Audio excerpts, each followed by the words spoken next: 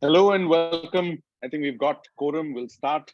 This is the Empowering the Truth Summit series run by the International Center for Journalists, ICFJ, in association with Boom Live. This is for South Asia and Southeast Asia, but it's open to really everyone from around the world. So, welcome all. And today we have a real treat coming up. It's a masterclass on strategic communication by Alan Soon. You can see him on the screen. He's the co founder of Splice Media. He's pretty well known through South and Southeast Asia. Joining us from Singapore, he's a career journalist. He's been that for 2 years, 2 decades, sorry, in radio, television, news wires, magazines, online across Asia, giving him unique insights into how various newsrooms get things done and how they get stuck. He started his career as a reporter and grew into other operational roles at Bloomberg, CNBC, Kyodo News, Star TV, and Channel NewsAsia. He later ran Yahoo's media business in India and Southeast Asia. Um, and I'm going to do a quick run through of what we have planned today and where we are in the entire series. As you know, we started a few weeks ago with Dr. Masato Kajimoto on the 28th of February. That was the keynote.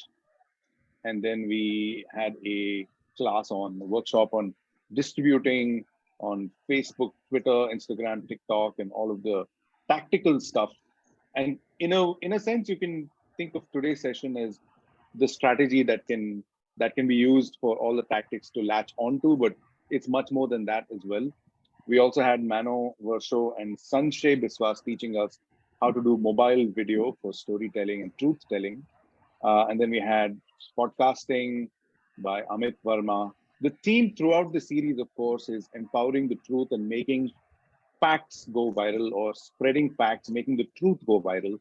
So we have Alan today, and we're going to wrap up next week, next Thursday, with Design Basics for Journalists Who Want to Spread Facts. That's by Alan's co-founder, Rishad Patel.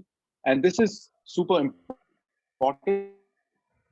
There are grant and mentorship opportunities for select participants, and we're going to make details of that public in the next webinar, that is the next Thursday. And so we're going to be choosing a few journalists for whom we're going to be giving grants, and we're going to be doing mentorship as well.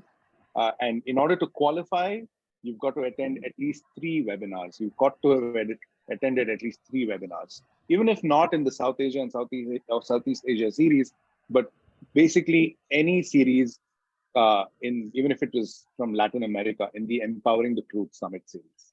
Okay, with that, I'm going to hand it over to Alan. Alan, thanks so much for doing this for us. It's all yours. Thanks for the invitation. I hope everyone can hear me. Let me just organize my screen. This is always a bit of a challenge trying to use Zoom, because when I'm presenting, I lose everybody. I can't see what anyone's saying. So I'm just going to try to do this. Give me 1 second.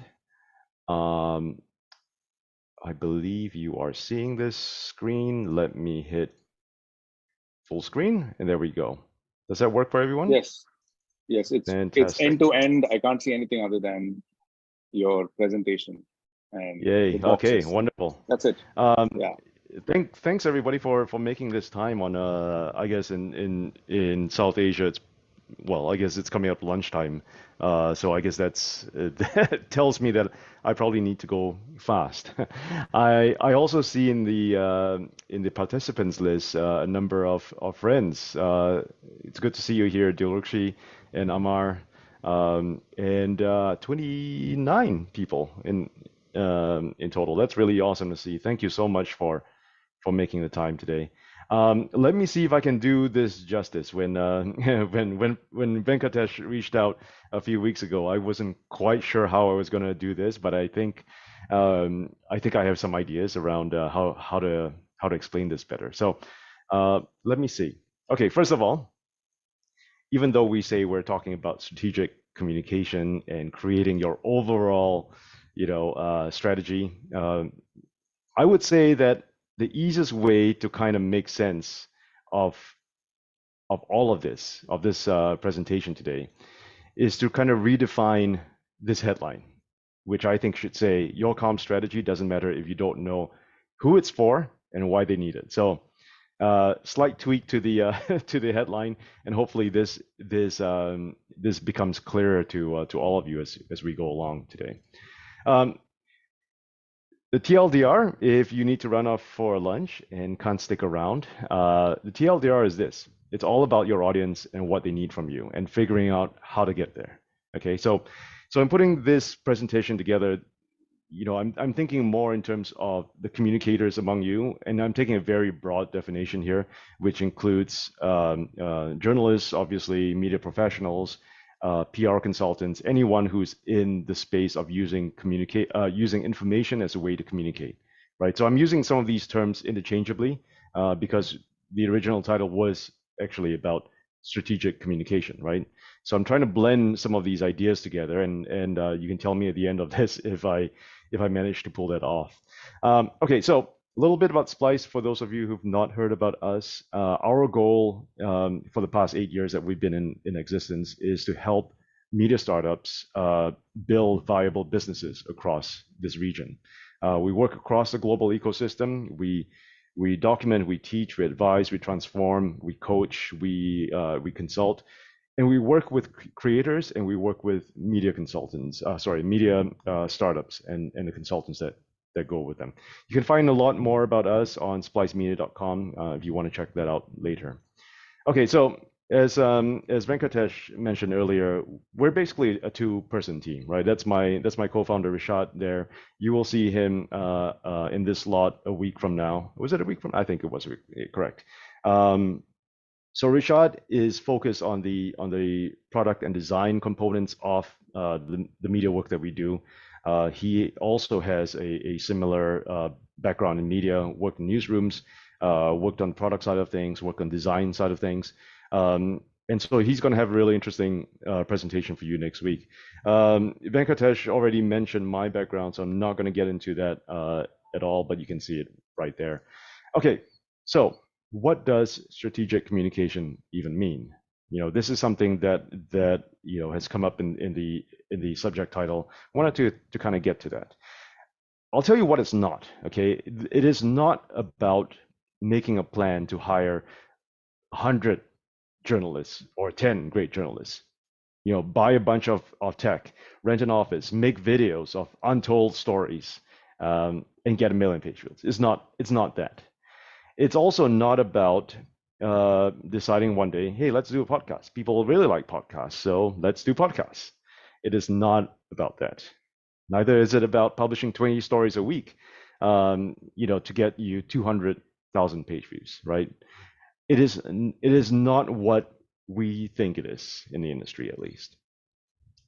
All of this, the problem is that all of this is just a huge gamble in spending a lot of money and a lot of time trying to create content that we don't know resonates or not, right? Because we may call them strategic, but what are they really meant to do? So what does strategic communication even mean? It's about getting the right information into the hands of someone who needs it and who is in a position to use it.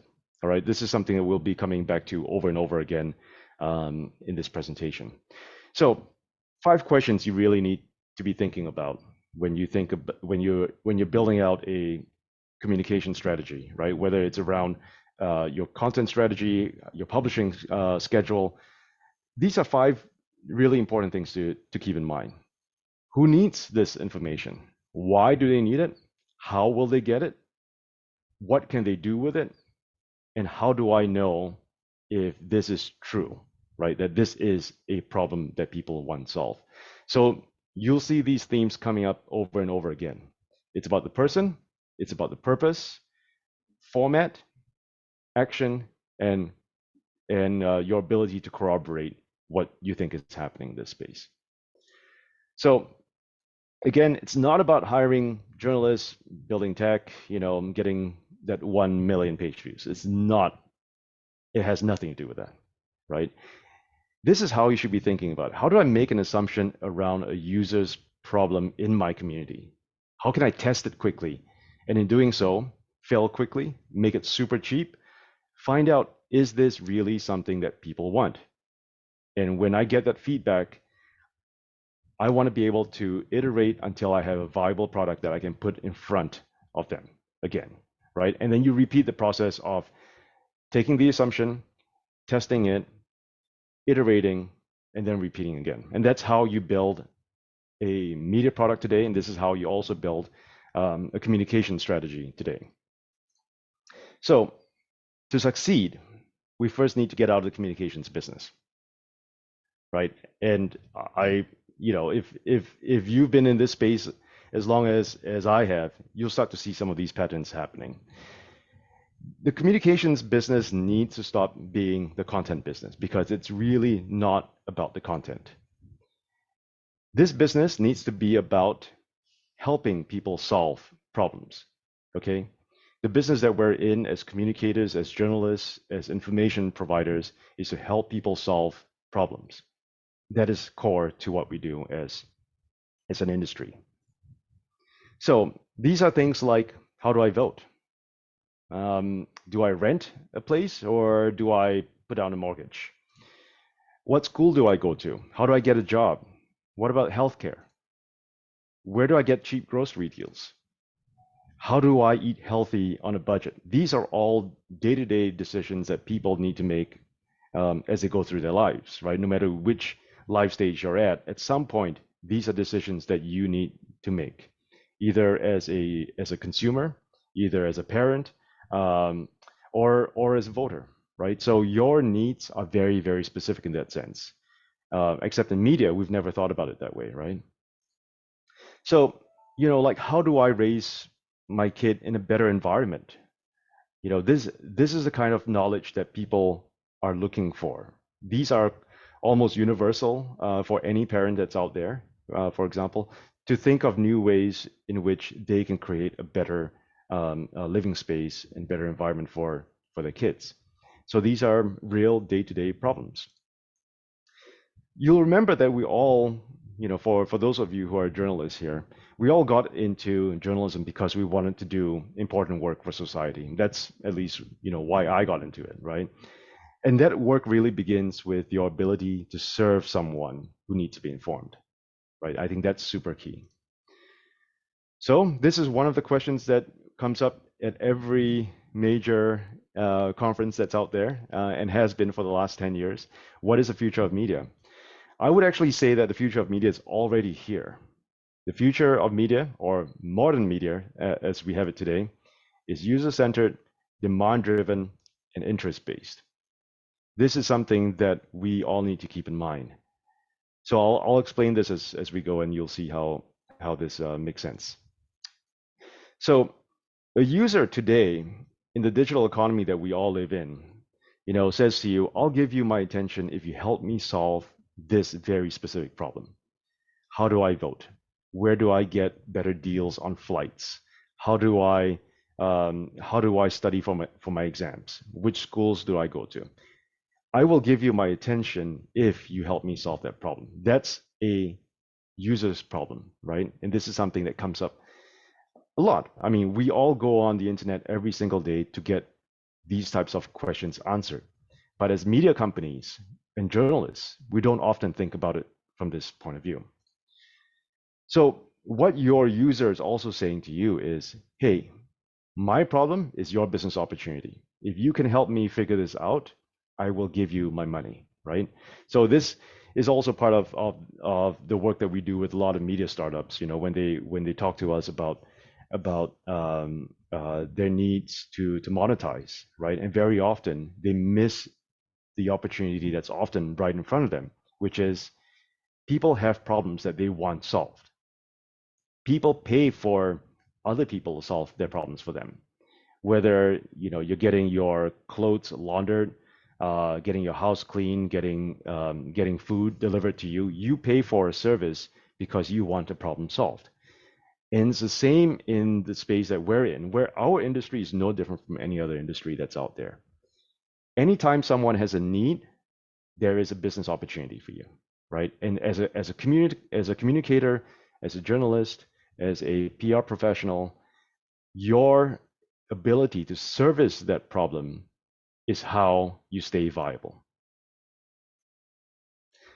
So we're all living in an attention economy, right? This is where people are trading these things off directly on a day-to-day basis. I will give you my attention if you help me solve a problem. Hopefully, like today, on a call like this, you're giving me your attention because I'm helping you understand something that you were looking for, in terms of awareness, right? So we're all living in this attention economy. So what problem are you solving and for whom, right? So people are trying to get from point A to point B. This is where we are, and this is how we get there, right? This is where we want to go. Your ability to take that person's problem, understand where they're trying to go, and provide a solution to that is core to your strategy to reach people and to be useful for your community. But very often, that line is never a straight line, right? We have a hard time as an industry understanding what exactly it is that people want solved on a daily basis, let alone find ways to service them with a product that helps you make money, right? Or to stay relevant in that space. We need to find a straighter way of making all of that happen. So the media business has been transformed dramatically over the last 10 years. For those of you who started your careers, in the time that I did, in the 90s, things were very different. Things were still analog, right?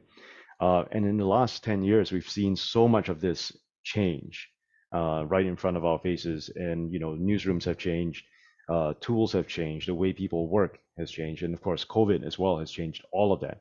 The fact that we're all on this call right now is a testament to how normal it is, for us to jump on a virtual meeting like this and learn and share, right? So the problem is that still, even though we've gone through a whole decade of digital transformation, we're still trying to desperately force fit old media concepts into new digital formats. These are things that we've seen over and over again. This is very costly in terms of budgets at newsrooms. It's been very difficult for newsrooms to maintain their cost structures at a time when the barrier to entry has gone to almost zero. We have ways of working as journalists that really hasn't changed very much over the last few years, right? So it's time to reanalyze what these old concepts are that we're taking over. So one of the biggest mistakes that media companies make is to assume that the internet audience is a mass audience. And this is something that we have grown up with as media practitioners, right? The best way to run a media newsroom, as we were told and raised in, was to print an article, run some ads next to it, and make sure that you get as many people as possible looking at those ads while trying to read your article. And it's the same thing in broadcast. We ran shows that were meant for a mass audience just so that we could monetize all of that together, right? The assumption was that if you are an advertiser, you're paying to reach everybody all at once. And the internet is really not like that. So the promise of the internet is quite the opposite. It offers publishers, journalists, fact checkers among you, academics among you, the opportunity to reach very, very specific, very niche, very engaged communities. The internet is a long-tailed beast with many, many, many, many parts for everyone to play, right? It's not one big audience. It's not one big subject matter. It is a collection of a multitude of very niche, very engaged communities. And your ability to work with that is essential. So, by the way, Venkatesh is also saying that you can leave your questions in the chat box. So if you want to start doing that, please go ahead. Don't feel like you're interrupting or anything. It helps me feel like I'm connecting with someone at least. Okay, so Media 1.0, this is pre-internet, right? As a publisher, as a brand, you had a direct relationship with your audience. either through a newspaper or broadcast, you had a direct relationship with your audience, and you could build a brand and you could build a service for them directly. 2.0 was when we saw the arrival of social platforms, Facebook, for one, Instagram, YouTube, TikTok. When it's social led, you realize that the role of the publisher is now relegated to a very different position. You have social platforms that now do the communicating for you, and through these social platforms, you listen to what you think your audience is. The information that you get back is different as well, right? Because you no longer have a direct relationship with your audience. What you're getting back from the social platforms are just mere analytics, right? You have a good idea of what the demographics are of people who are reading your posts, but beyond that, you don't actually know who they are. Now, 3.0 is kind of where we are right now. I would say we're probably at the tail end of this as we go through this transformation. Now, creators have arrived. Creators are often, as you all know, single person types of media businesses. They are in the journalism space, whether or not we acknowledge them as being in there. But they are, because these are people who have massive reach on YouTube, on Instagram, on Facebook. They have a way of reaching an audience that most of us don't. They have a massive audience that most of us don't. And they also, with that, have a high degree of credibility and an influence over the groups that they serve. And as you'll notice here, we in traditional media no longer play a role in this part, right? We have almost written ourselves out of the equation at this point. Now the conversation is between creators and the communities that they serve, working through the creator platforms, right? So this could be YouTube, Instagram, Facebook, TikTok, even Substack, for example, right? If you're talking about news adjacent types of platforms. So where's the role of media in all of this, right? All of this stuff, this is where things have really started to change, and we're seeing that right now. Now, I want to also show you where I think things are going. 4.0 is actually, you know what? I literally put this slide together 10 minutes before jumping on this call. So bear with me. You are the first audience I'm testing this theory on, right? Media 4.0 is where we are today with generative AI types of content. We see this to be a space that we're entering in that is going to be content that's created on demand, okay? Not stuff that journalists have written up before, have scheduled to publish, and have put out, when we felt the time was right. This is now possible. You now have generative AI systems that are able to create content on demand. I have to agree that we're not at the point today where this stuff is usable, but if you've seen how AI has been part of this conversation for the last 3-4 months, you see where all this is going and how quickly some of this stuff can change. So it's on demand, it's expensive, it can be any single topic you're interested in exploring. It is cheap because it costs pennies right now, and that price will go down over time as well. And it's generated in real time. So when someone has a question about how do I vote at the next election, what is the best school in this city, and as they type this stuff in, an article will be generated for them that answers that question, right? So this is now really interesting because when you have content that can be created on demand, it is cheap and it's created in real time.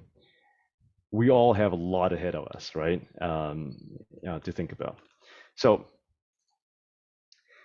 for those of you who've seen the movie, you understand what this means.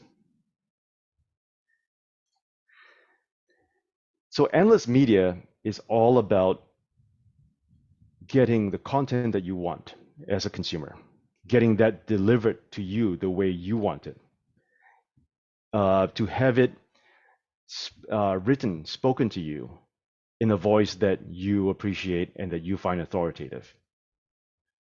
So these are some of the implications that I see coming up. And again, this is a work in progress. I literally just wrote this minutes ago.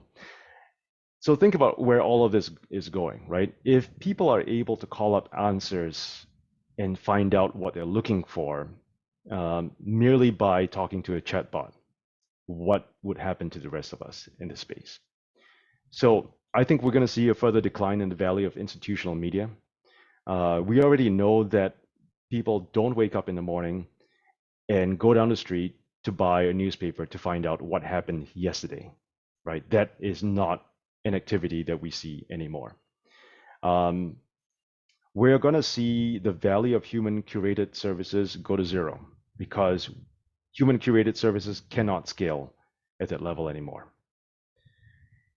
There will come a time where we're able to just type into a chat box, tell me what I need to know about tomorrow's election, and to have that answered for you, written up for you, or spoken to you, or turned into a video for you, and you'd say there, I only have 1 minute to understand this.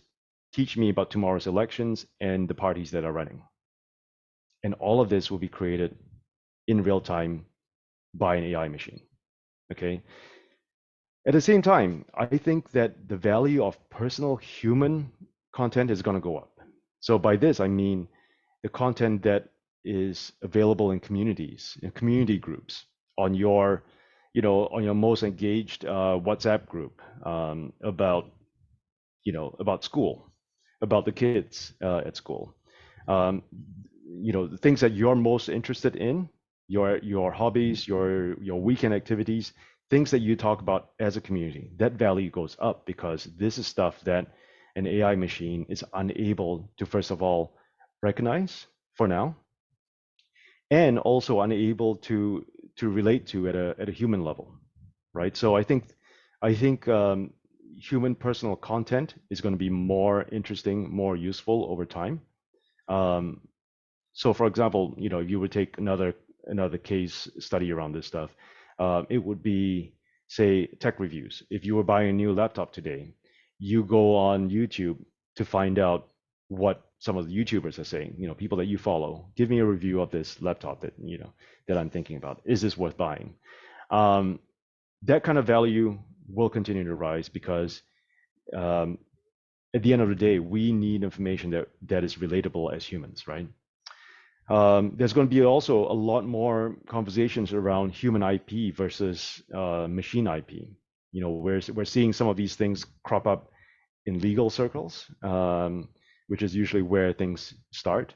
And down the line, we're going to start to explore the ethical implications of some of this stuff, and therefore, attribute value, monetary value, to these types of IP.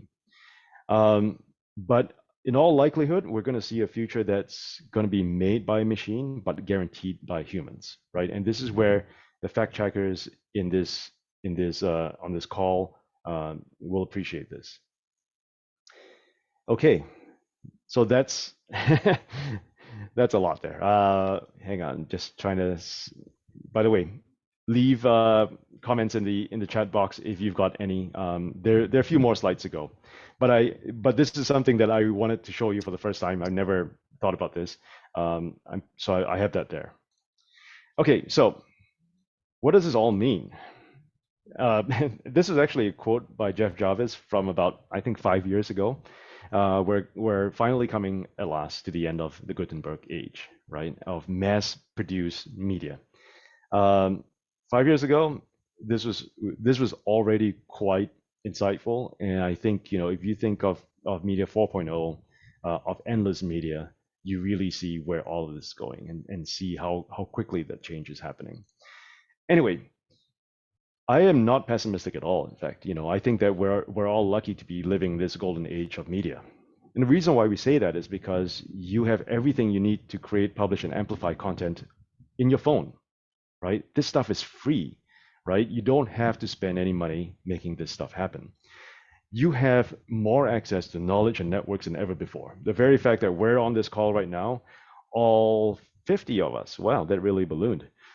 50 of us are on a call from all across this region, sharing and learning from each other. This is fantastic, right? We now have these opportunities that we never had before. Previously, you had to jump on a plane or sign up for a really expensive course.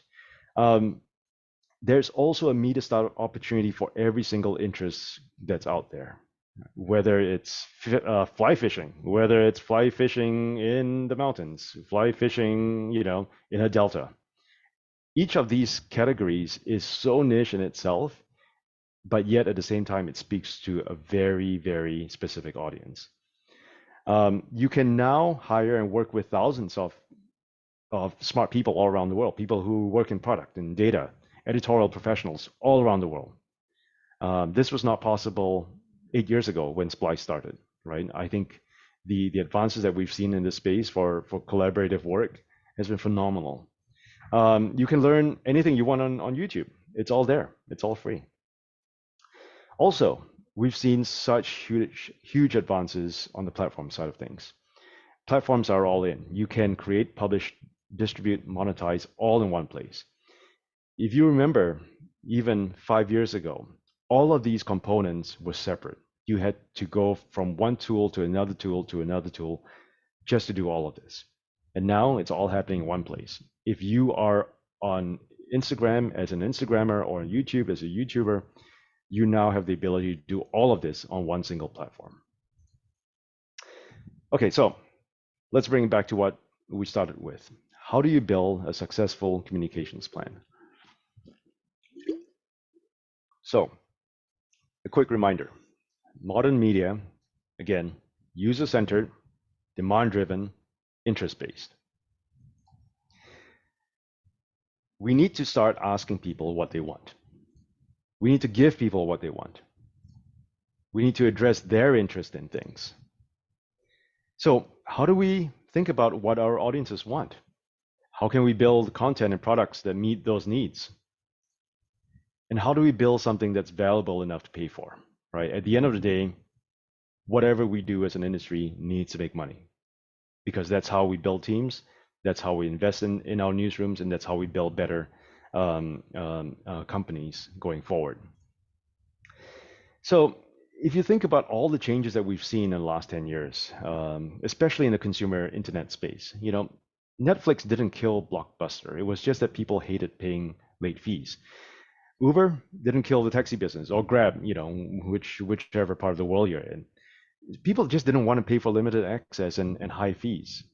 Apple didn't kill the music industry. People really didn't want to buy full-length albums anymore. And Airbnb isn't killing the hotel industry. It's just that people wanted more options on rooms and better prices. There were very, very specific needs that people had that turned these industries around, right? These industries had to pivot because the needs of people were very specific, and the time came where technology was able to make that happen as a catalyst. But you know what? Technology itself is not the disruptor. The biggest threat to your business today, whether you're a journalist or a PR consultant or a fact checker, the biggest threat to the work that you do is when you fail to give people what they want. And to understand that is critical. So, we need to really ask ourselves, what assumptions are we making about the work that we do? As an industry or as a newsroom, we like to say that people want more content, or people want videos, short videos. People like more short videos. People want more podcasts. People want more journalism. People want long form, short form. People want more. Because we are in the content business, we tend to think of a solution as being content based. we always think that people want more, and therefore we need to create all of that. But how do we even know that's true? And this is one of the things that we ask a lot of our clients, the newsrooms that we work with. How do you know that this is even true? And of course, the answer is always, oh well, Google Analytics tells me this. But you know what? Google Analytics is not the answer. Google Analytics tells you what the traffic flow is. It tells you how people entered your network, how they moved from one place to another on your network. It does not tell you what their intentions were, right? You do not know what someone's intention is when they drop into your network. And how do you figure that out? And that's the hardest part, right? If you cannot figure out intent, you cannot figure out what the value is that you're trying to create, let alone what you want to communicate to your client or your audience or your users. So here's a quick case study. We helped Frontier Myanmar build out its membership program, right? And they were at a very similar, kind of, they were at a pivot point of how to exit a print-based magazine, advertising-based business, and move into a business of membership, right? So what we did was we sat down. We ran a number of focus group sessions so that they could talk directly to the potential clients that they would have, the people who would sign up for the memberships. So that membership program has been so successful because they know exactly what people want of them, right? So the program paid for all 19 salaries for months, right? In a newsroom that was just about to close down. And they figured this out at that point, just before the coup, just before COVID hit. And this was really quite remarkable. And it all came down to them sitting down and talking to people. They asked people what they wanted.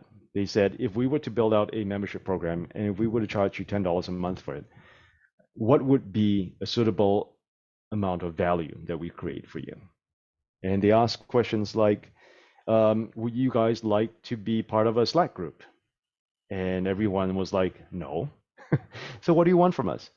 Oh, we want you to tell us what's happening in Myanmar every day so that I can go and tell my boss who sits at headquarters what's happening here and make me look good. Understanding what people want, understanding intent is far more powerful than understanding traffic, right? Traffic doesn't tell you a thing. Talking to people will tell you a lot. So ask, listen, act.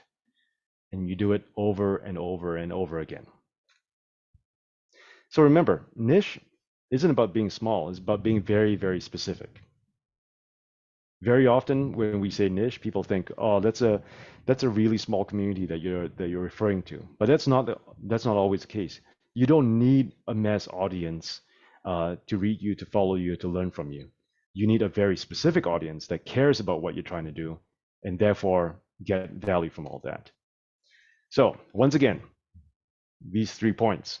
Modern media is user-centered, demand-driven, interest-based.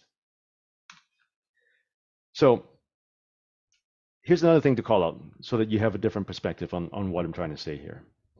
The shift to digital has put content in direct competition with everything else. Everything competes for your attention on the phone. Remember, we're in the attention economy, right? Your brain can't tell the difference between one notification to another, whether it's a breaking news headline from Reuters or if it's a text message from your mom. It is all the same to your brain, which is to say, it's all very confusing and it all gets very messy.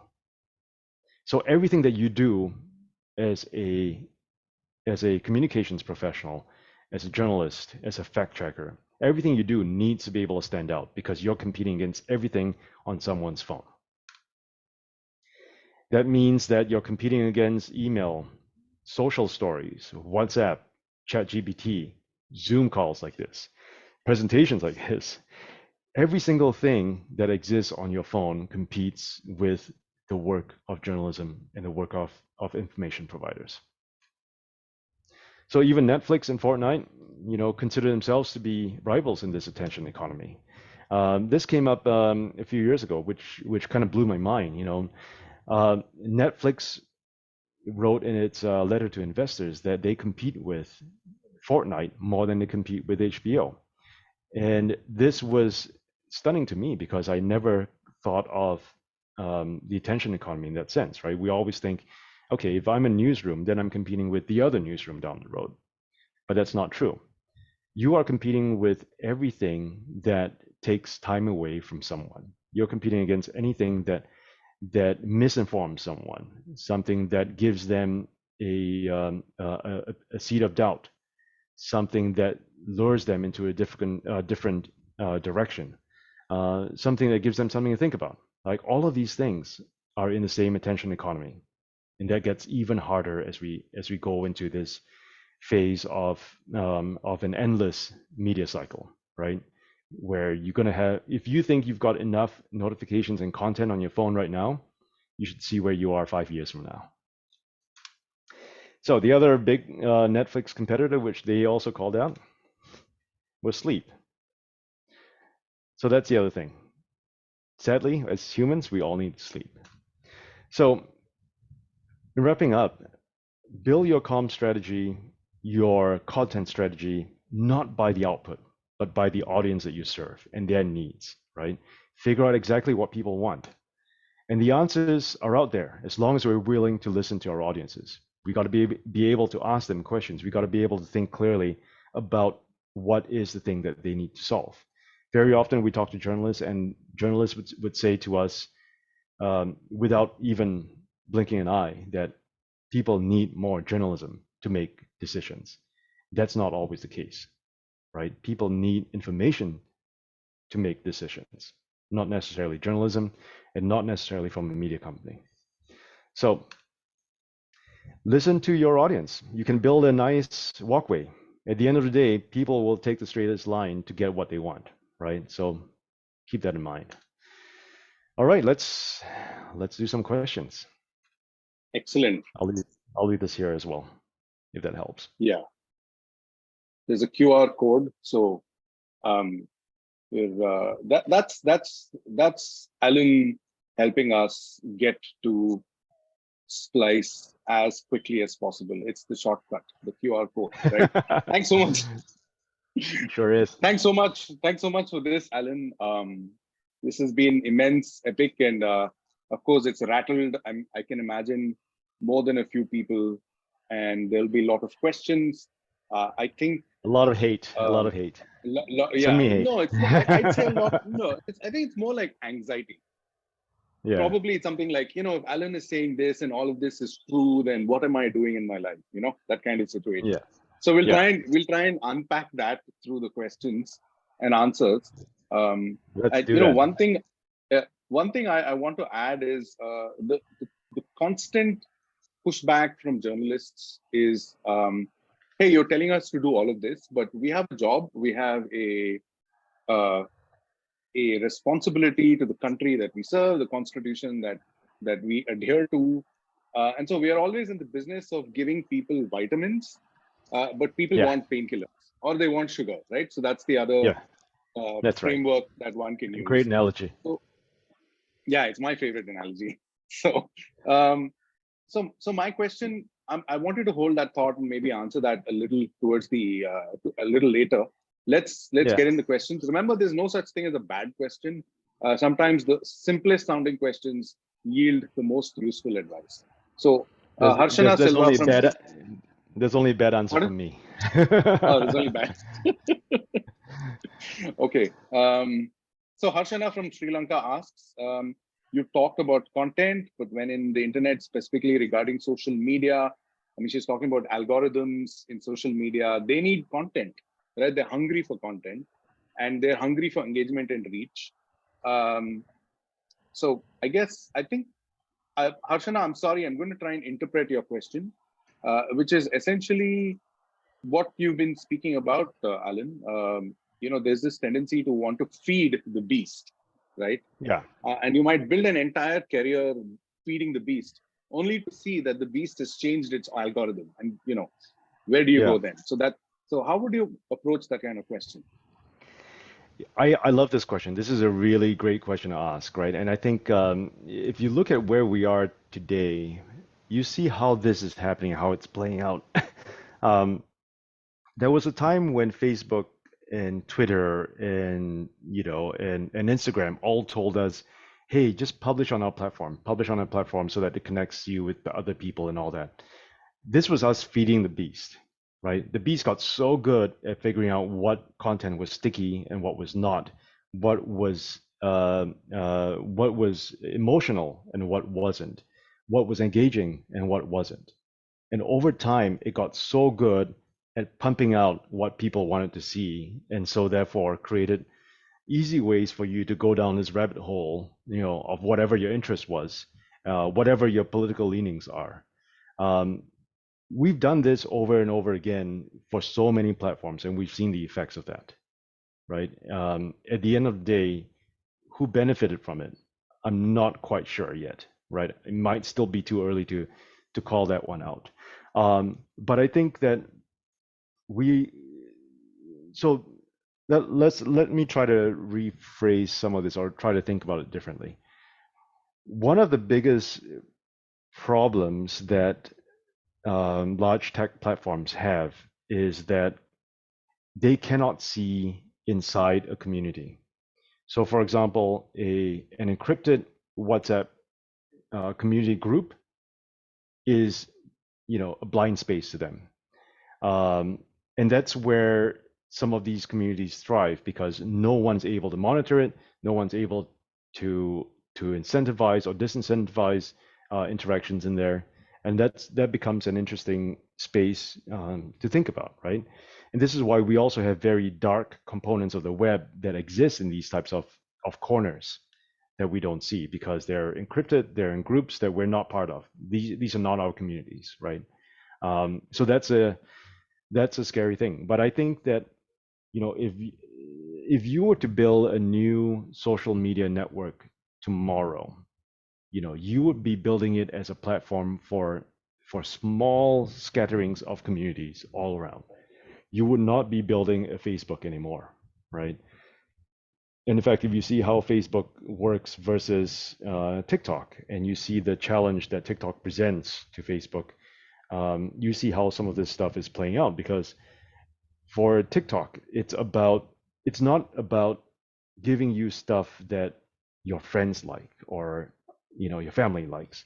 For TikTok, it's about giving you stuff that they know really entertains you, brings you joy, makes you laugh, makes you dance, right?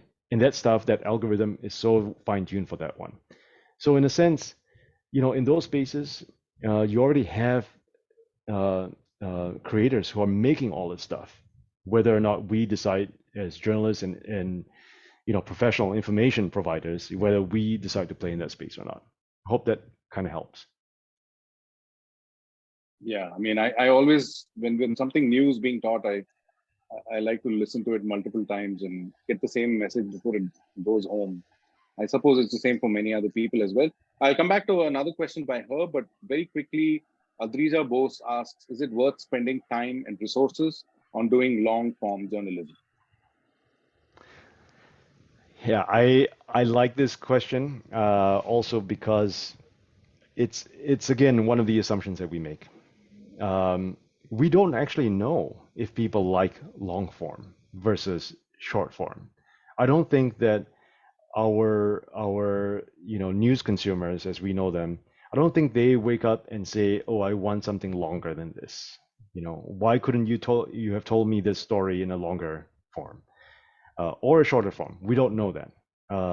All we know is that the platforms have been really great at surfacing very short videos and also pumping the creator community to create more in that space. That's all we know, right? So again, ask yourself, why do we make these assumptions that our consumers don't? People don't wake up asking for long form. If you ask them, in a survey, would you like a longer article? I think the answer is probably going to be no. People need to know what Yeah, they need to yeah, know, and when they know it, that's it. Like, it's like saying, do I need to watch a 4-hour documentary to be an expert on something? yeah. Got it. I think I'm going to add a related question to it. What about investigative journalism? Sometimes people conflate the two, Yeah, right? Long form and yeah, investigative journalism, but investigative journalism could also be on Instagram, for example. So I don't know what you would have to say about that yeah. So, specifically. and actually, in my mind, using the term long form, it's not the length of the article, right? It is really about the length of time that it takes to create that piece of journalism. So, it's the thing about investigative work is that it takes a very, very, very long time to complete and to do well. But the impact is definitely there, right? This is stuff that we've seen before. I think, part of the challenge is that we need to move away from the word investigative. We need to to call it what it is. This is a piece of work that will take longer than one day to churn out, right? And that's how it is. I think there will always be a need for that. The deep investigations that happen into governments, into companies, that kind of work needs to happen. The question is, what can someone do after that? What is the impact that you're looking for? That's often the hardest part. So if you look at, say, the Panama Papers, right? Hugely embarrassing for so many government officials all around the world.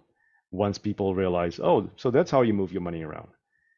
But you know what? It's not illegal in a lot of these cases. I think I would say almost in all of these cases. And as far as I know, only one politician was forced to resign as a result of it. I think it was the Icelandic prime minister.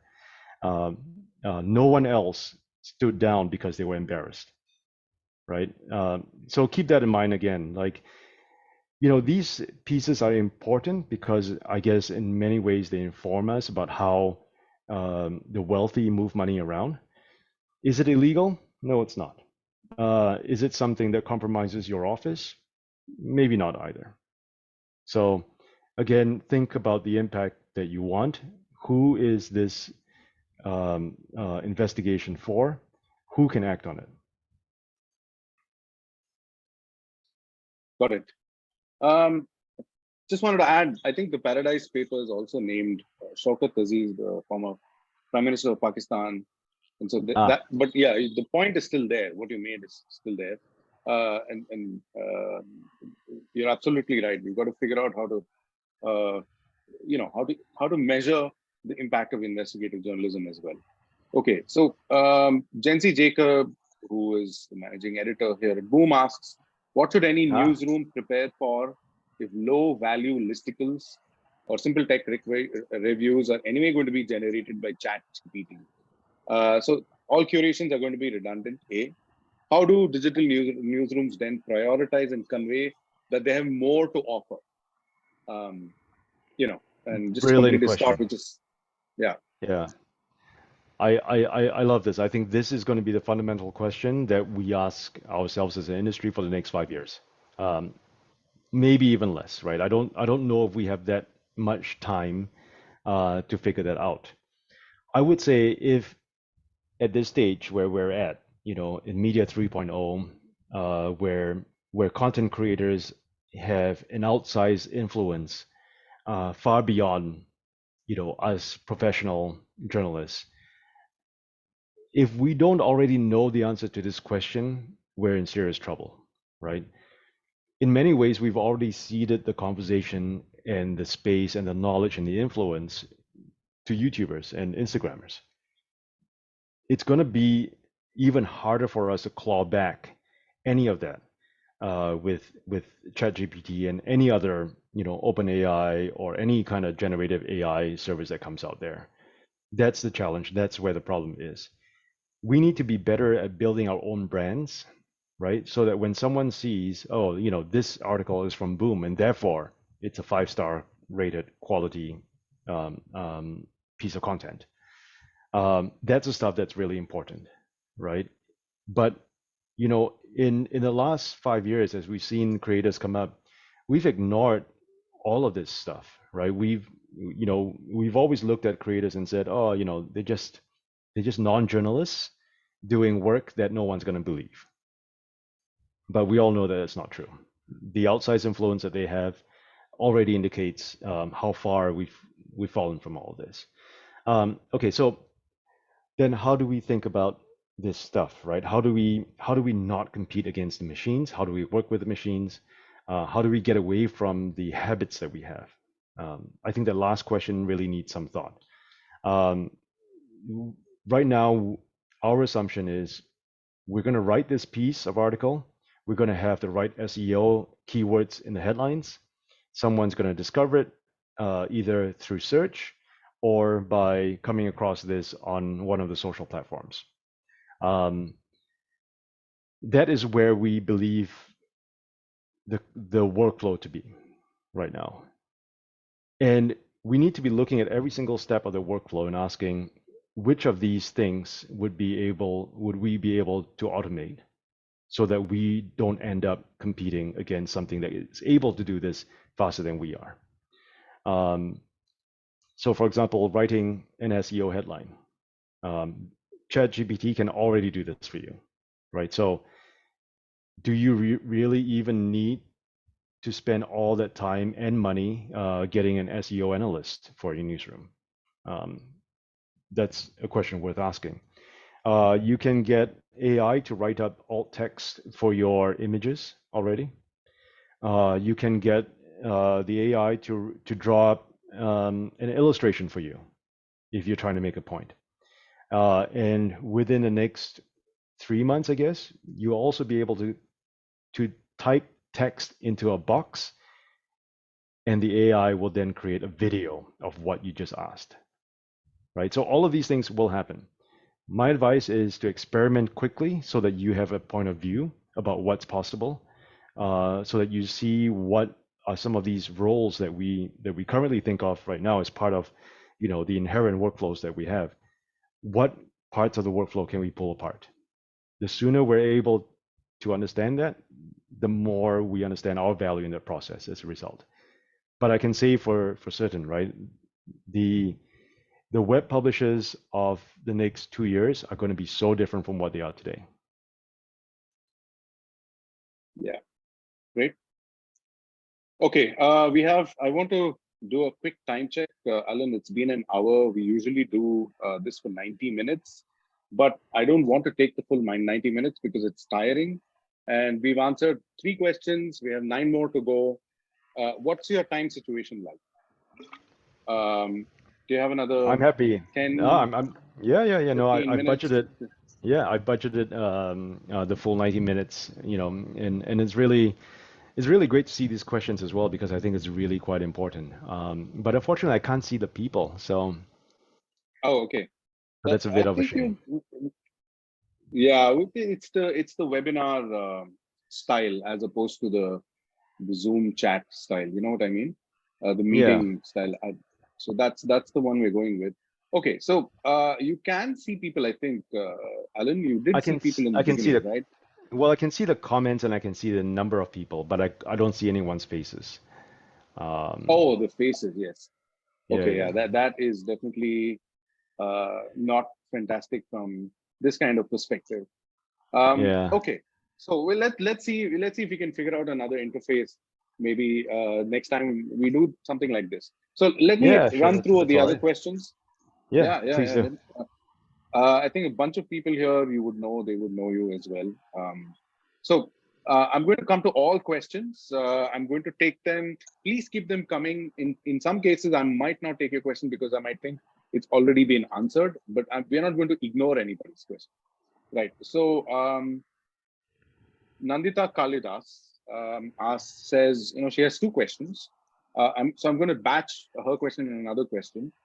Given how do we ensure the reach of fact checks? So this is a very uniquely fact check kind of question. By default, the negative news will always have a better reach. How do we approach the dissemination of fact checks? It's I know it's a bit of a tricky question to ask you, given that fact checking is so specialized and it has its own business model. Yeah. But I'm just going to see if you can give it a shot. Huh. Okay. Okay. So you're right in that fact checking has its own business model. The trouble is we've not figured out what that business model is yet. We know who it's useful for, but we don't know how it's useful, right? Um, so to and I don't mean this in a disrespectful way to all the fact checkers in this group. Um, the trouble with fact checking is that by the time you publish, that original lie has already gone around the world by the time you hit publish.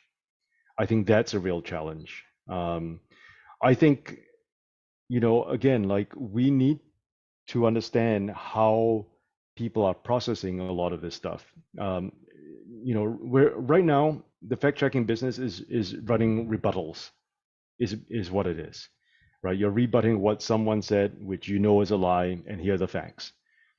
The problem is people don't go to fact checking websites to see whether or not someone said something true or false, and that's the challenge. And I think I would actually say that this has been a challenge for the last 5 years. Nothing in that space has changed. The fact checking industry is largely funded by the two big tech players in this space. But I don't ever see how this stuff gets surfaced on the other side of it. If you were to publish something, if you publish a rebuttal, how does that appear? I don't ever see it appear. I don't ever run into it, or maybe I don't go looking for it. But that's also the challenge. For fact checkers, the only way, hopefully, to be effective is to be able to find ways to measure that effectiveness. Like, you can measure the Google Analytics traffic, but you don't really understand, again, like what was the intent? Did someone really come looking for the answer to this? Did someone really feel like, oh, wait a minute, that was a lie. Let me go find out if this is actually true. How many people actually do that? I don't know. But you know what? So if you look at very specific niche communities, again, they have their own inbuilt fact checking, right? So if you were, say, I don't know, in a group that talked about food, nutrition, fitness, anyone who throws in a junk piece of research will get laughed out of the room, right? Because there are other people there who do that fact checking within those groups. Maybe that becomes a model for the rest of us, as we look across these spaces. Which are these communities that we need to play in, right? It can't be fact checking for the mass community because that doesn't exist.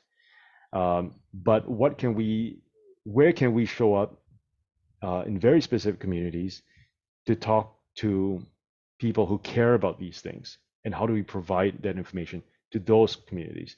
If it's a community about healthcare, wellness, how do we show up there? How do we get experts in there as well? So that might be another way of thinking about it. Yeah, and then you mentioned the Gutenberg era is ending, and we're no longer in the age of mass media, and I think fact checking in one sense is it's like being funded by advertising. Somebody else pays you to reach somebody else, right? Yeah. So it's that indirect route, and I guess today we are definitely in the era of people directly funding you or sustaining you. Yep. Yeah. So that was a great thought, Alan. So quickly, let's move to the next question. Someone from Berlin, Roos Bay. Thanks for the presentation, Alan.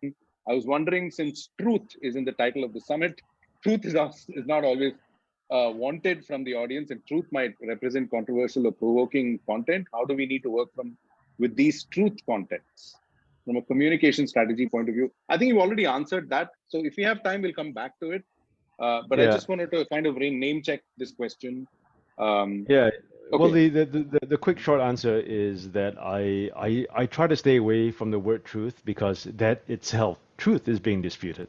Um, I like to talk about facts because I think those things are,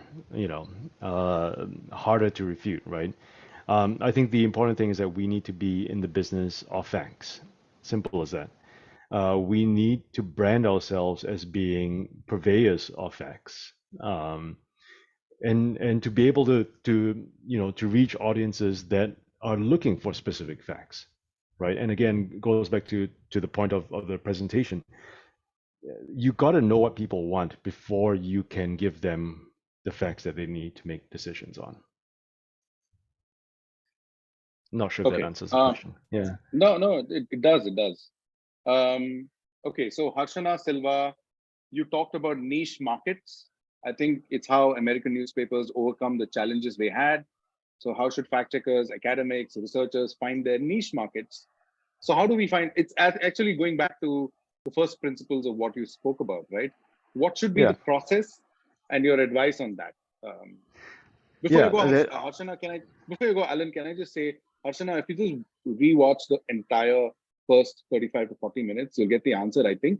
But yeah, it's over to you, Alan. Well, let me try to do it in like 1 minute.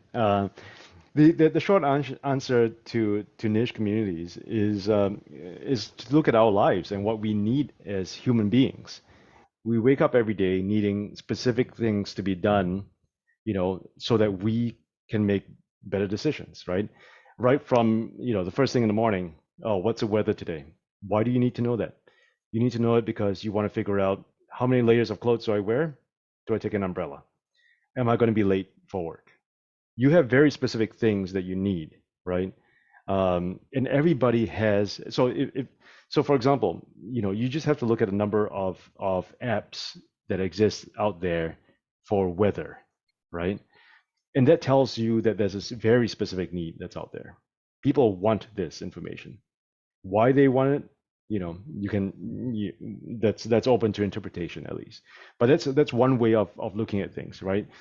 Make a list of all the decisions that you need to make every single day, and then ask yourself, who else needs to make this decision? What information are they looking at to make this decision? Is this a group? Let's not even call that community because that might be a bit of a big word, right? Ask yourself, is this a group? How many people are in that group? How often do they need to answer these questions?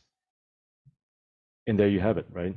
Another way of looking at it is it just blows my mind that you can go on YouTube and find something, anything that you are interested in that answers your question about, do I buy this laptop? Do I go fishing here? What do I do, on my next visit to wherever?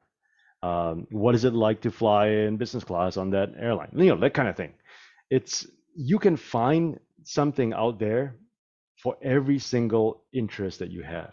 This is why the internet is so amazing, because there are very specific needs that people have all the time. And you just have to look at that. And you look at the number of views that piece of video has had.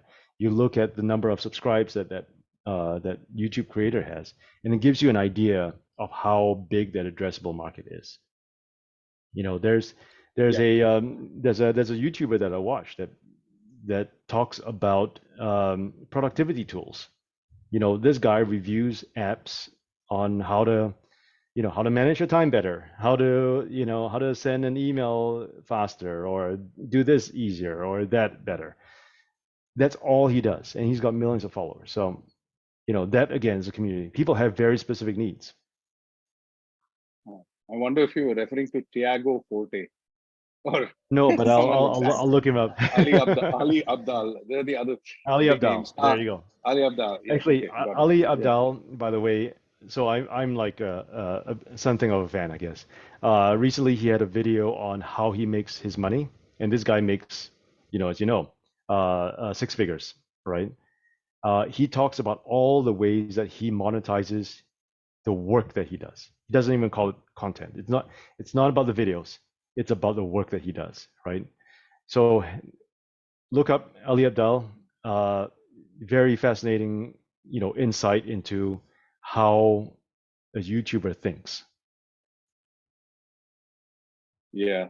Interestingly, Alan, we name checked Ali Abdaal in the previous session as well with Amit Verma on the podcast. So he too Oh, cited him. sweet. Oh, Yeah. nice. I They're think in I big think company. we have an industry, I mean, we have a lot to learn from this guy because I think he's very forthcoming about his, his experiments and his knowledge and all that. And I think, as an industry, we just need to see what he's doing and ask, are these the same things that we should be doing?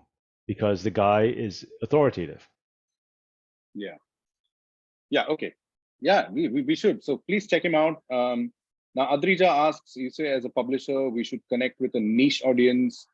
That would mean a lesser number of people reading, watching our work, maybe more engaged, but the numbers will be low. How do you convince advertisers who are interested in the number of audience? And I just want to connect it to the whole thing about, that story about 1,000 true fans. That's all you need. And then someone Yep, else writes in saying you don't need 1,000 true fans. You just need 100 true fans. correct. 1,000 true fans giving you $100 a month is $100,000 a year, and so on and so forth. So that question about, the last question is kind of intriguing. How do you convince advertisers in smaller audiences to fund smaller audiences? Yeah, so it's you got to look. You just have to look at some of the YouTube channels that are out there, and you see the sponsors that they have, right? Those are their advertisers. You have advertisers who are willing to advertise in very, very niche areas, niche topics. So, for example, like Ali Abdaal would get, Squarespace to sponsor him, or any one of these tools that he recommends, right? Those tools would sponsor him. The important thing to this question that you're asking is really your question is, how do I support my current fixed costs with a niche model, is really what you're asking, right? You're looking at the cost of running your newsroom operations right now, and you're saying, is this going to be enough? Can I cover this adequately? So, and this is where creators have the utmost benefit, because these are usually single person teams or maybe two people, and that's how they run their business, right? They don't need to cover the overheads of a large physical newsroom where you pay rent, where you buy big expensive equipment, and you cannot amortize that any further or write that off. Um, when you look at it that way, if you think about what it'd be like if you were a single person newsroom with only very, very small costs to pay, then the question becomes a bit more helpful, because then you can say, how many advertisers do I need who care about this community that I'm taking care of? How do I figure out who these people are and express the value of my community to them? Yeah. When it comes to niche, I suppose it also depends, right? Niche doesn't have to be you're just 100 people are interested. It could mean it's just one narrow topic, but a million people could be interested in it. Yeah, that's right. And then, Exactly. yeah, so it could be, yeah, it's just the weather channel, and it's Yeah, like millions of people. It's super niche. But on the other super hand, if niche. you have a niche product for, let's say, the village, that you're from, that maybe what 100,000 people at the most, then I Yep. suppose advertising itself is probably not the way to go, right? I Um, guess it all depends on what you're advertising as well, right? If it's a small village, then obviously you're not going to sell many cars in that village. yeah, yeah. You So no might want branded to, advertising, yeah, no no big big brands. Yeah, mass, yeah, no big ones. Find the smallest one that is able to help you, generate enough revenue to cover one person for your first year, right? And see what that looks like. yeah. Okay, so big question coming up related to what you spoke about. But before I ask you that, folks, please take a. It's like a 2-question survey. Um, it's about the learning objectives of this session. it will be very important for us to design, sessions like this one. I think people like Alan Soon, and next week Rishad Patel and previous speakers, you won't find people like them so easily teaching you stuff. So in order to make Oh, it worth our while, please take the poll as well. And absolutely, Alan, you know what? I've heard Jeff Jarvis say some of the stuff you've said, but it takes repeat viewings to kind of for the lessons to kind of sink in. And Alan has his own unique style of teaching you these lessons. So super important. Okay, the question that I oh, said is thank going to you. be, yeah. I mean, we're very happy to be doing this. So the question is, in the context of Media 4.0 that you spoke about, Nandita Kalidas asked this again. How do we look at our audience? How, we're reaching anyone and everyone. So how do we figure out who we're reaching? How do we design the content accordingly? It's again the meta question, but I want to, in the interest of Yeah, repetition, ask you that question. yeah, yeah. My kind of understanding of where all this is going is that I believe that communities are going to be even more important as we enter the space. Um, I believe that your ability to bring together a community of people or serve one is going to be absolutely essential because some of these things will be handled by some kind of an AI generative AI thing, but there will also be people who would go into a WhatsApp group and say, "Hey, my kid has a fever. What do you guys think is a problem here?" All of us who are parents have that moment of panic when your kid has fever in the middle of the night, and what's the first thing you do? You go on Google and you're like, okay, now let me try to figure out how how dangerous this is, or how scary this is, or should I panic, right? Just remember that there are also chat groups that are out there, WhatsApp chat groups where people go and ask these questions because they get a human response. So there's still a part to play for that. So, to try to answer that question, I would say think about the communities that you serve, the communities that you're able to build your business around or your work around, and see how you can ring fence that a bit more, right? There's going to be stuff that OpenAI will not be able to do on your behalf because at the end of the day, I think people will want that human to human, that human AI, human IP, because that's where authenticity is, that's where credibility is, right? Um, so see how you can ring fence a community or a group around very specific interests, and try to do that quickly. Try to do that quickly is the key term there. We've been speaking about businesses and newsrooms. There's a question from Archis Chaudhary about individuals. So about Chat GPT and how Yeah. many jobs are going to go obsolete because of generative AI systems. So how can journalists upskill to stay relevant? The quick answer is start right away. Okay, imagine if you were to build an information service tomorrow. Now, start using OpenAI to write stuff for you, to write your mission statement, to design your branding, to create some of the articles for you, not for accuracy, but so that you understand what's possible. The sooner you understand what's possible and assimilate, all of that into the way you think and the way you act and the way you grow yourself as a media professional. The sooner you do that, the better, right? If you haven't already started experimenting with this, make sure you start because this is the stuff that's going to change everything that we do. Look at ways for you to build your workflows around these things as soon as you can because it's going to change everything in the next year. Yeah. Thanks for that. I think you answered this next question, but I'm gonna ask for a quick answer.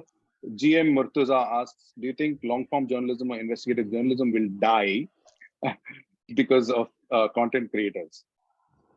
The so Because of the dependence thing, on content creators. yeah, I think I don't know if die is the right word for it. I think that those numbers will be smaller than ever.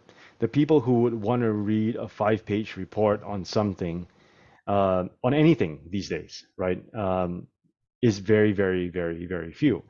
So the people who would read a 5-page report, let's bring it up to even more. Let's say 10-page report, a 10-page white paper, even a 10-page parliamentary proceeding. Um, the people who read that stuff are very specific because they have something to gain from it. These are researchers, these are academics, these are fund managers, they are stock analysts. People will go through a ton of content if it enlightens them, right? And that's a very, very specific community. So if you are going to write a long form piece about something, make sure it's something that one of these groups will care about. Otherwise, if you're talking about what's the best, what are 5 interesting stocks to invest your money in, like all that stuff you can find on the internet already, so you don't have to do that. Yeah, I mean, I would say, I suppose the way, the thought that I got from what you just said, Alan, is when it comes to investigative journalism, if you do an investigation about how the local bridge or flyover in the neighborhood is being constructed and who's benefiting from corruption, that's still investigative journalism. It'll get me Right. interested. But if you start talking about really like intangible stuff that you can't touch and see, Yeah. like corruption in the massive sense, then it becomes much more difficult to sustain. I suppose that's one takeaway. Absolutely. So if I was on the other side of that bridge and I was going to build a series of hotels on the other side of the bridge, I would want to know who is getting their pockets lined and how risky my project will be as a result of that, right? So I will pay for that kind of report. I would also read it and act on it. Yeah, yeah. You gave me a thought, but I'll say that a little later. Shiva Roy Chaudhary asks, is it possible to get readers interested in the truth and facts without activism thrown in? Can you be an activist?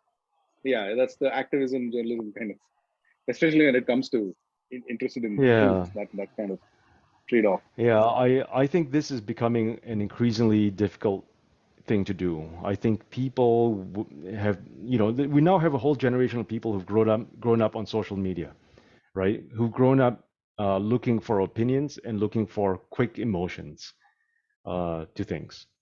Getting people to invest the time into making their own decision about something is increasingly hard.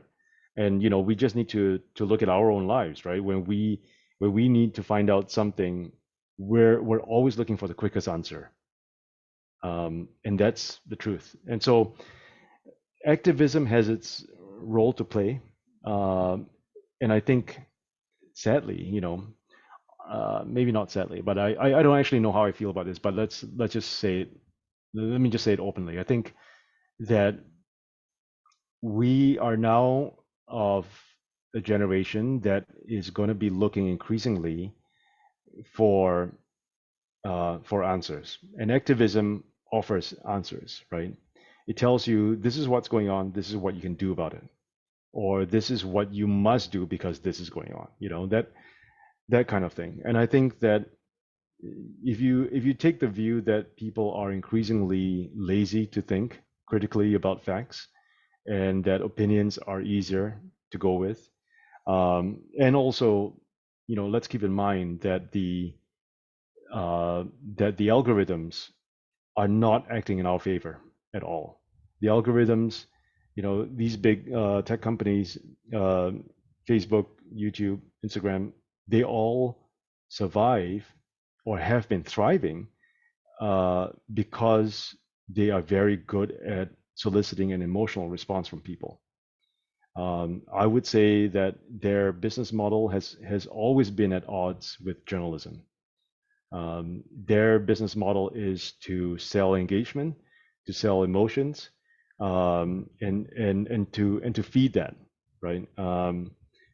So yeah, so short answer is sadly yes. I think activism and opinion will matter more if you want to stand out because of these algorithms.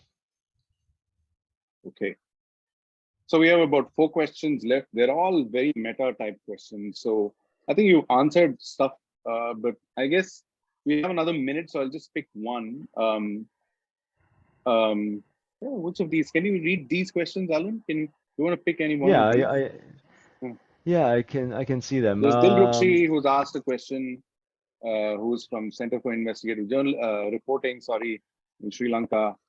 We Yeah. have Bishrajit from Imphal Free Press. So Shanawaz Akhtar is there. Not sure where you're from, Shanawaz. I think I'm getting confused between two Shanawazes. So, I think you've answered all these questions, to be I honest. think so, to some Yeah. degree. Yeah. So we'll leave it at that then. Okay. So I have this question about thing about AI. I want to get your thought. As a moderator, I'll take that privilege. Which is, I read a piece by this American academic called Jeremy Little, who writes a Substack, and he said essentially Yep. that the thing with journalists is we're very well placed to deal with AI because Oh, I think I my audio you is kind of yeah, yeah. you So he you said because we anyway deal with unreliable sources. AI ChatGPT is an unreliable source. So it's just the same thing. We continue to do the same thing. Would you kind of echo that thought? Yeah, I think if we assume first of all that our okay, let's big hypothetical, point of view here. If we assume that we as humans have never been able to record things, um, 100% accurate all the time. Let's just assume that as humans, we all made mistakes, or we misread a situation, we misunderstood what someone was saying, and therefore created content that was not 100% perfect. Let's assume that that's the case here, right? Um, Now, these AI models can only work on what they've seen in what humans have done. So they're basing their knowledge and understanding, um, and they're trained on us as an imperfect species to begin with. So therefore, we should assume that there will always be some level of imperfection that's out there.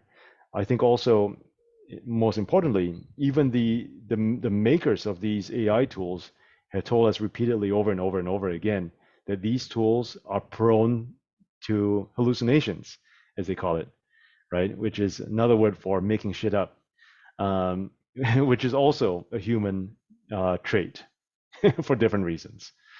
Um, so are these machines prone to exaggeration? Quite likely, like the rest of us. Are they prone to making errors because they misunderstood something? They misunderstood the nuance of a word, of a verb?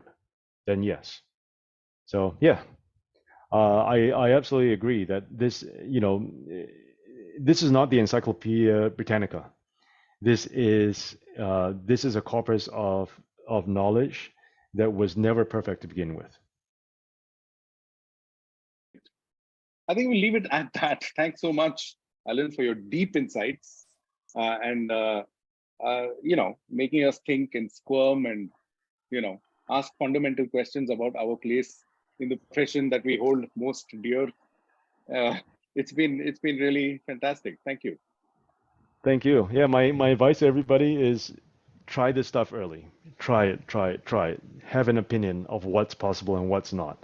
Because you know what? No one else does at this point, right? This is so new and so fast that no one's figured out how to connect all these pieces. So as much as possible, experiment with it so you have an opinion of where things are headed. It is not a perfect scenario right now, but you can see where all these things are going if you if you extrapolate. Thank you so much. On that note, I think we can officially stop recording this session, and then we can start leaving the room. It's been superb, and next week we have your colleague, so that's Yes, interesting as well. So it's like it's gonna a be awesome. juxtaposition of like existential type questions and a Yeah. strategy that you've taught us. You've given us a blueprint. So I want to remind everyone that Alan, please go and watch the recording when it becomes available in a few days. Alan's given us a blueprint. Okay, so that's that, and then Rishad will probably talk about more tangible stuff when it comes to design, because design is crucial, right? So yeah, and then please Fantastic. watch out for the announcement as well about the mentorship and the grant process.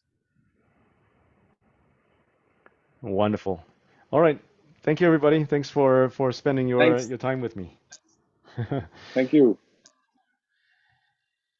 We're just sticking around for a couple of minutes. You know, it's like the old school version of, as people leave the house, we're just standing there and waving and, you know, smiling and that kind of thing. No, that's what hosts do.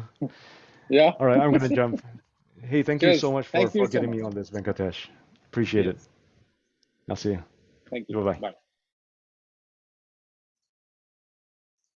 You know, Shanawaz, if you're still around, I think old school journalism can reach more people if it can ride along with uh, stuff that people are anyway watching and listening to. So that's what people do. They bundle stuff together, like they bundle like hard hitting stuff along with not so hard hitting stuff. But I think we're all trying to work that out, and the idea is to try different things out, I guess. I don't know. These are very tough questions. No easy answers, just different ways of trying things out.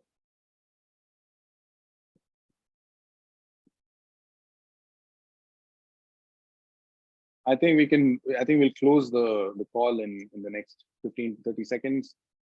Folks, thanks so much for joining us. I know you joined us from all over the world. We appreciate your time. And I know it's not easy to take out time on a Thursday, but we appreciate it. And I think we'll wrap things up with a flourish next week. And so make sure that you make it to that as well. And yeah,